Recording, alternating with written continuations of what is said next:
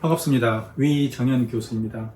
오늘은 지금도 여전히 계속되고 있는 테라 루나라는 그 코인의 이제 스테이블 코인이죠. 스테이블 코인의 문제에 대해서, 그리고 이게 왜 실패했는가라는 그 원인에 대해서 몇 가지 좀 이야기를 해보도록 하겠습니다.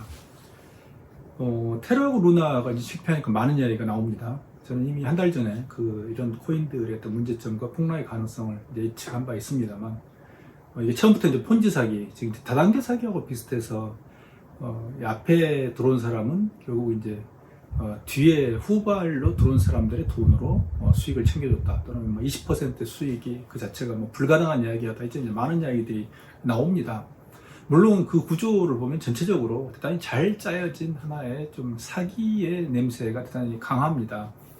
그래서 왜냐하면 결국은 기본적으로 테라하고 루나의 구조를 보면 기존의 이제 스테이블 코인 같은 경우에 예를 들면 달러라든지 예를 들면 국채라든지 이런 기존의 실물 자산을 가지고 결국에는 이제 스테이블 코인을 만드는, 거기에 대해서 이제 이 권도영 씨 같은 경우는 야 그러면 은행이지 그게 무슨 가상화폐 거래소냐, 또는 가상화폐 발행자냐라고 이제 비웃었던 적이 있습니다. 그럼에도 불구하고 결과적으로 보면 결국에는 그런 구조를 피하는, 결국에는 이런 스테이블 코인이라고 말을 하면서도 결국은 실물 자산을 가지지 않는 방법, 즉 가공의 자산을 만드는 방법을 결국에는 권도영 씨가 생각을 해냈다는 점입니다.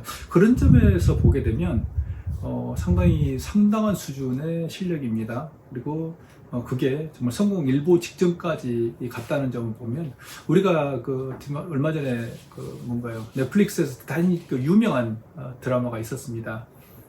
인벤팅 애나 만들기라는 제목으로 독일의 어떤 상속녀를 가장해서, 러시아에서 이제 이민 온 가난한 집의 딸이었습니다만, 독일의 상속녀라고 위장을 하고 미국의 뉴욕에 건너가가지고 결국에는 거의 600억 가까운 돈을 대출받기 일보 직전까지 미국의 어떤 뉴욕의 증권가 상류층들과 두루두루 어울리면서 자신의 이미지를 만들어내고, 그리고 그런 아무것도 없는 상태에서 돈을 대출을 받아서 결국엔 사교 클럽을 만들고 부동산을 빌리고 이것까지 직전까지 갔다는 겁니다. 그래서 저는 이제 드라마를 보면서 야 정말로 미국이 한편으로는 대단히 엉성한 사회다라는, 허술한 사회다라는 생각을 해본 적이 있습니다만, 이번에 사태를 보면서 그것과 대단히 유사하다. 아무것도 없는 상태에서 가공의 하다 스테이블 코인을 만드는데 그걸 뒷받침하는 게 또 하나의 가공의 루나라는 코인이라는 점, 즉 가공의 코인과 가공의 코인이 만들어낸 하나의 중요한 어떤 구조라는 점과 더불어서, 또 하나 이제 가공의 코인을 뒷받침하기 위해서 또 하나의 사실은 가상자산인 비트코인을 또 추구를 하고 있다는 점. 그러면 결국에는 테라, 루나, 비트코인 세계가 대단히 불안정하고 언제 폭락할지 알 수 없는 이런 구조가 되어 있었다는 것이죠. 자, 그럼 여기서 그럼에도 불구하고 테라하고 루나가 왜 실패했는가 하는 것을 볼 때, 일반적으로 그게 처음부터 그런 구조였다 이런 것은 말이 안 된다고 생각합니다. 왜냐하면 스테이블 코인 중에서 3위까지 올라갔기 때문에 더더욱 그렇습니다만, 결국 결정적인 어떤 테라하고 루나의 문제점, 즉 권도영 씨가 판단하지 못했던, 결국 전략을 몰랐던 거죠. 그러니까 이 사람이 전략을 배웠으면, 제대로 배웠으면 아마 성공했을 겁니다. 이제 그런 점에서 본다면 가장 실패했던 이유는 흔히 우리가 전략에서 이야기하는 엔트리 모드, 진입 타이밍입니다.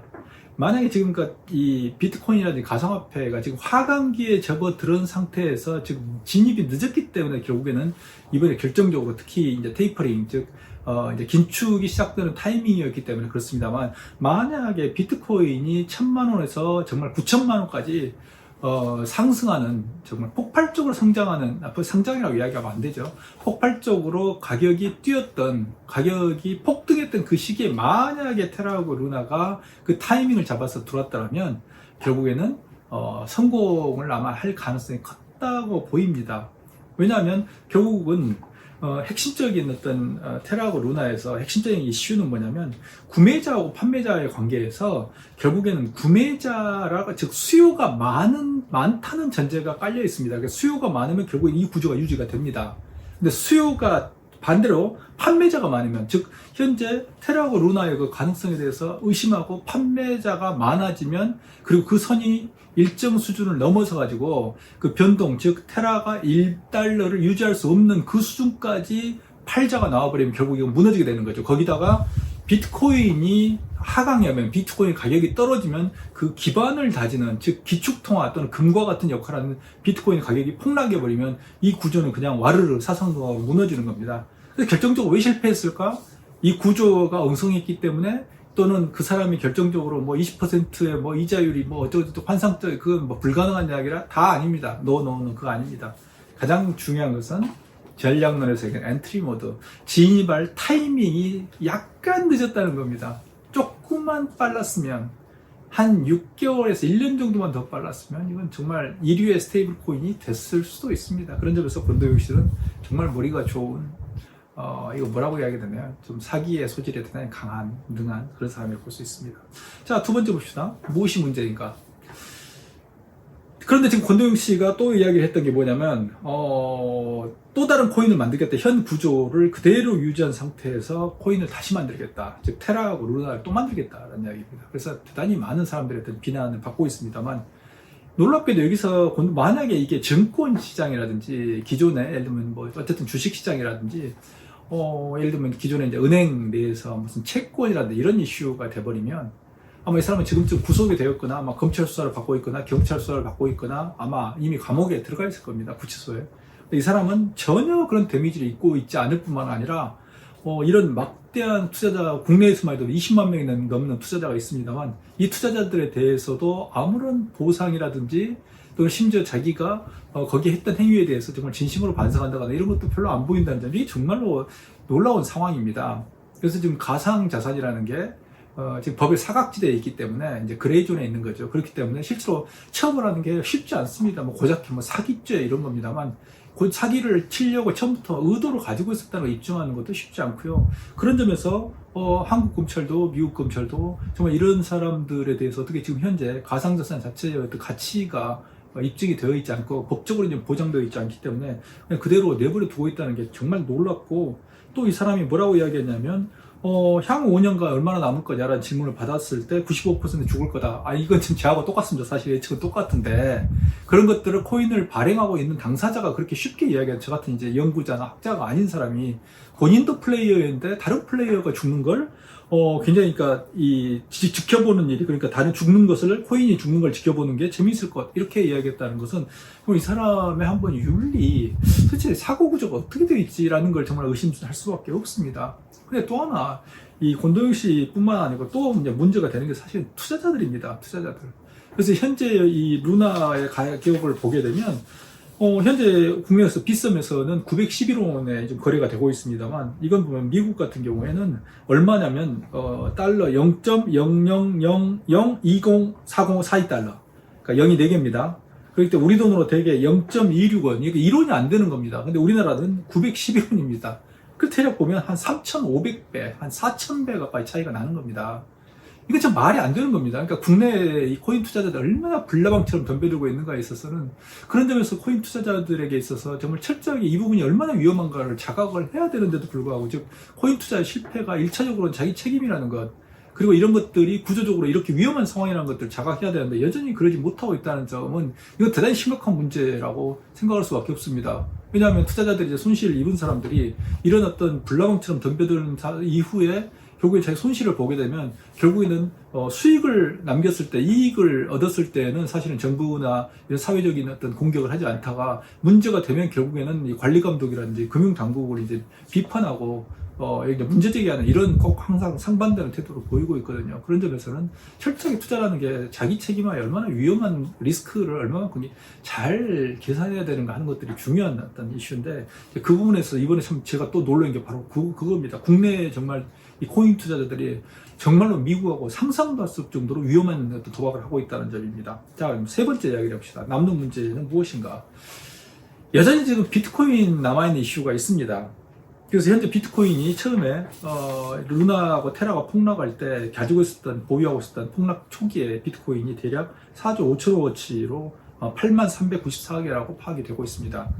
그런데 이제 그들이 이제 권도영 씨가 이야기하는 것은 뭐냐면 되게 이제 비트코인, 이게 테라하고 루나가 이제 폭락할 때 그걸 이제 방어하기 위해서 다 썼다라고 이야기를 합니다. 그래서 즉 대략 한 313개를 빼고 8만여 개를 처분을 했다. 그리고 그걸 다 막았는데 안 됐다, 결국 이렇게 이야기합니다.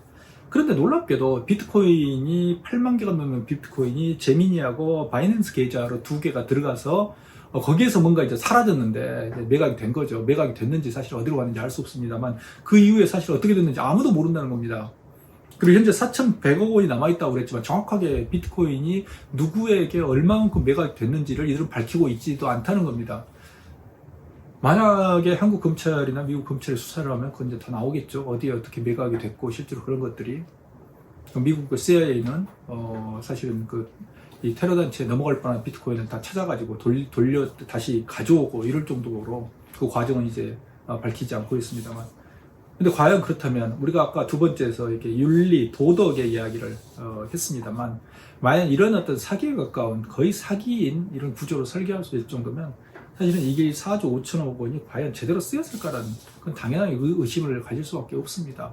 그런 점에서 정확하게 밝히지 않고 대략 테라하고 루나의 가격을 방어하는 데 썼다라고 밝힌다는 것 자체, 그리고 또 제2의 테라하고 루나를 또 설계하는 것, 그리고 그걸 이제 만들겠다고 하는 것 자체가 정말 그런 점에서 또 한 번에 우리가 이 사람의 어떤 기본적인 창업자로서 또는 이 벤처 사업가로서의 가장 기본적인 이 도덕과 윤리를 생각할 수밖에 없습니다. 그래서 사실은 이제 한국에서도 창업 교육이나 이런 것들을 대단히 강조하고 있습니다만, 또는 기술, 개발자들의 기술에 대해서 많은 노력을 하고 있습니다. 교육에 대해서 가장 기본적인 인간으로서 가져야 될 가장 기본적인 자질이 빠져 있는 거 아닌가. 우리가 기술과 창업을 교육하는 바로 그 베이스가 돼야 될 가장 기본적인 사회란 무엇인가, 인간이란 무엇인가, 그리고 창업을 통해서 결국에는 인간 사회를 어떻게 풍요롭게 할 것인가라는 가장 기본적인 부분이 결정적으로 빠져 있는 거 아닌가라고 생각을 합니다. 그렇다면 향후에도 특히 이제 가상화폐나 NFT를 둘러싸고 이런 제2, 제3의 테라 루나 같은 이런 비극적인 사건은 아마 계속 빈발하지 않을까 이렇게 생각을 합니다. 오늘 이야기는 여기서 마치겠습니다. 감사합니다.